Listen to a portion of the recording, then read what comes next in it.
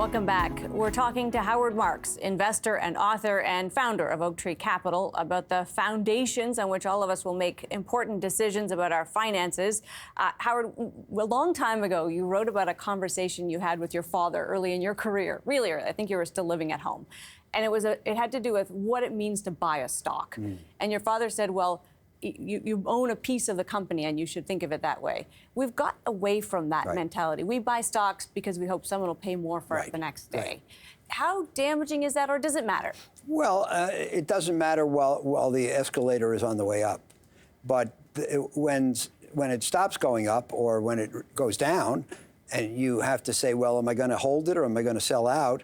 Am I going to take my loss?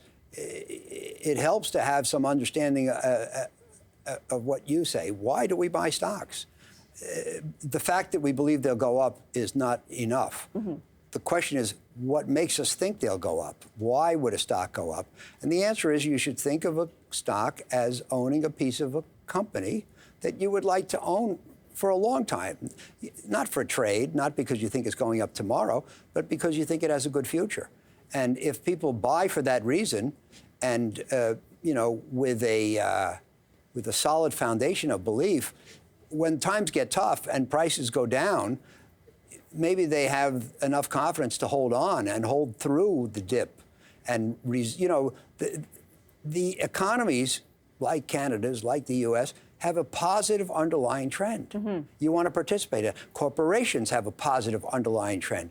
And you want to get on those trends and stay with them for the long term, not jump in, jump out, jump in, jump out, based on what the people on TV say in the morning. Although, never listen to the people on TV. But a point you also made not too long ago is if you had bought remember the Nifty 50, the group of companies in the dawn of the tech era that were all that, and just held them, you didn't do very well. No. You can't. We've all been coached. Those of us who don't spend our lives buying and selling stocks for a living, we've been told just buy it and set it and forget it. Walk away. It's not actually true. But how do we know when it's not true? Well, that's the hard question, isn't it? You know, when I was working on my second book, Mastering the Market Cycle, I was speaking with my son, and I said, Andrew, I think I've been about right in my market calls over the course of my career. I think so. He said to me, Dad, that's because you did it 5 times in 50 years. 5 times the market was up here or down there, and the logic between action was compelling, and the probability of being right was high.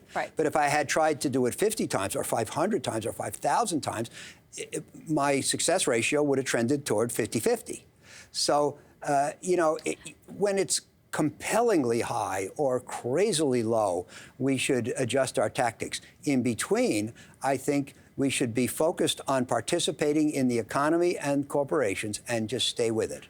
So this is why it's so important to talk to you right now. Yes. This is one of those moments. Yes. We're catching you in one of the, is this the 6th? Maybe it's the 6th. Well, but what will you change? Obviously, you take these thinkings about the world and how they're changing, and you apply them. What should ordinary people be thinking about changing? Well, first of all, this is not as extreme as the other 5. Stock prices are neither crazy high nor crazy low today. The main thing I was talking about is that if this period of low interest rates and easy money and easy managerial decisions is over, or less true, then maybe you need some different tactics. Maybe the tactics of the last 15 years are not the right ones for the next 5 or 10. Right. The main thing is that in this period of low interest rates,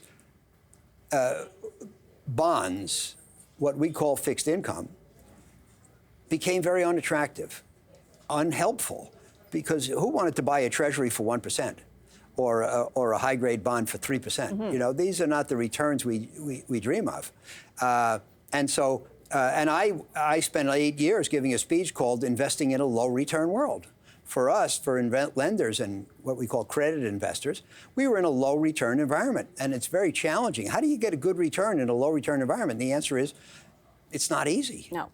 And sometimes it's not possible. That's different now. Now we're in a full return environment. Not super high. Things are not super depressed, but we're back to normal, as I said before, in which you can make a healthy return by holding bonds. There was a time not that long ago when my 80-year-old mother would not own stocks. You would say to somebody at her age, own a safe bond, it'll pay you a guaranteed return. She's in stocks now because you have to be. You had to earn an income. That's Are we right. going to shift back where people that age can actually own the safest of all safe investments and be okay? Absolutely, because if you're what we said in the last 15 years is oftentimes Tina. There is no alternative. Right. You could not get a good return from safe bonds. You had to go to stocks and beyond, to what we call alternative investments in real estate, emerging markets, hedge funds, private equity, and so forth. I describe these people as handcuffed volunteers. They were going out the risk curve, not because they wanted to, but because they had to get a living income. And think about somebody who had $1 million, could invest it in bonds, make 5%, $50,000 a year, live. When interest rates fell to 1% and the income was $10,000 a year, can't live. Right. Had to try trick shots in order to make the money they needed. Now we're back to a climate where bonds pay livable returns. You know, one of the things Oaktree, my company, does is we invest in high-yield bonds. A year ago, they paid 4%. Today, they pay 8%. Not many people were turned on by the prospect of 4, but 8, I think, gives you a good, solid foundation, if professionally managed, under your portfolio. And maybe some retirees can go back to owning bonds and I think sleeping better at night. You know, many people don't understand the existential difference. A bond is a promise of payment. Right, it's safe. You lend money, well, it's safe if the company's safe. Right. But you lend money to a company, they promise you interest, and they promise you your money back. It's called fixed income because the outcome is fixed, dependable, and hopefully safe. But in the stock market, there's no guarantee, there's no promise. And your return is, in the short run, determined by somebody we call Mr. Market. And Mr. Market says, I think I'm going to be happy today, I'm going to go up, or I think I'm going to be depressed today, I'm going to go down. And it's a much more choppy ride. We're going to take a quick break. When we come back, how does someone who doesn't like forecasts consider the possibility of unforeseen events? Stay with us.